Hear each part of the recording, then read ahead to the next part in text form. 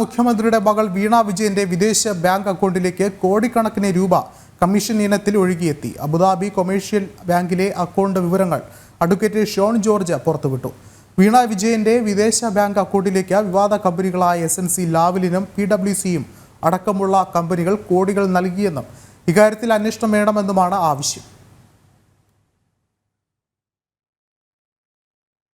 വിജയനെ പ്രതിക്കൂട്ടിലാക്കിയ വിവാദ കമ്പനികളായ SNC Lavalin, Price Water Coopers എന്നിവ കമ്മീഷൻ ഇനത്തിൽ കോടിക്കണക്കിന് രൂപ വീണ വിജയന്റെ വിദേശ ബാങ്ക് അക്കൗണ്ടിലേക്ക് അയച്ചുവെന്നാണ് അഡ്വക്കേറ്റ് ഷോൺ ജോർജിന്റെ വെളിപ്പെടുത്തൽ.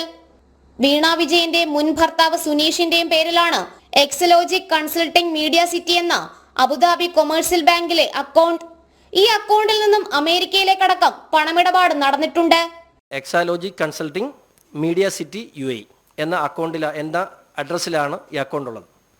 അബുദാബി കൊമേഴ്ഷ്യൽ ബാങ്ക്, ആ ബാങ്കിൽ എക്സാലോജിക് കൺസൾട്ടൻസിയുടെ പേരിൽ മീഡിയ സിറ്റി UAE എന്ന അഡ്രസ്സിൽ മുഖ്യമന്ത്രിയുടെ മകൾ വീണ തൈക്കണ്ടിയും അവരുടെ മുൻ ബന്ധുവായ സുനീഷ് M-ന്റെയും പേരിലുള്ള അക്കൗണ്ടാണിത്.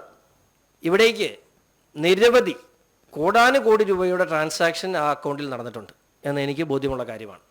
വിവിധ കമ്പനികളിൽ നിന്നാണ് ആ അക്കൗണ്ടിലേക്ക് പൈസ വന്നിട്ടുള്ളത്. SNC ലാവ്ലിനും സ്വർണ്ണക്കടത്ത് കേസ് പ്രതി സ്വപ്ന സുരേഷിന് സ്പേസ് പാർക്കിൽ നിയമനം നൽകിയ PwCയും വിവാദങ്ങളിൽ അകപ്പെട്ടിരുന്ന സമയത്തു തന്നെയാണ് മുഖ്യമന്ത്രിയുടെ മകളുടെ വിദേശ ബാങ്ക് അക്കൗണ്ടിലേക്ക് പണം നൽകിയത്.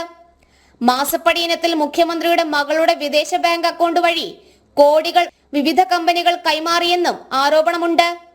നിലവിൽ CMRL എക്സലോജിക് സാമ്പത്തിക ഇടപാടിൽ SFIO അന്വേഷണം സംബന്ധിച്ച ഷോൺ ജോർജിന്റെ ഹർജിയും അന്വേഷണം ചോദ്യം ചെയ്ത് KSIDC നൽകിയ ഹർജിയും ഹൈക്കോടതിയുടെ പരിഗണനയിലുണ്ട്. ഇരു ഹർജികൾക്കുമൊപ്പം വീണ വിജയന്റെ വിദേശ ബാങ്ക് അക്കൗണ്ടുമായി ബന്ധപ്പെട്ട് അന്വേഷണം വേണമെന്ന ഷോണിന്റെ തന്നെ പുതിയ ഉപഹർജിയും കോടതി നാളെ പരിഗണിക്കും. ജനം, കൊച്ചി.